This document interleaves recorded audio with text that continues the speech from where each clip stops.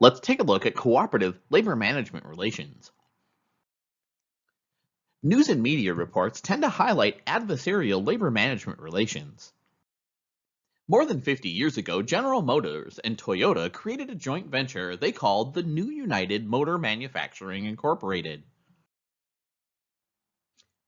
NUMMI reopened a former GM plant in Fremont, California. The plant suffered from such poisonous labor relations that GM had to close it. NUMMI and the UAW agreed that management and labor would work together as a team, give workers a voice in decision making, and build the highest quality cars at the lowest cost. The plant was soon very successful. Since then, many labor management agreements have included cooperative agreements and clauses, such as a statement of commitment to cooperate and setting up committees for review of mutual concerns that might arise. Unions that have a cooperative relationship with management can play an important role in overcoming barriers to adopting practices that increase organizational cooperation.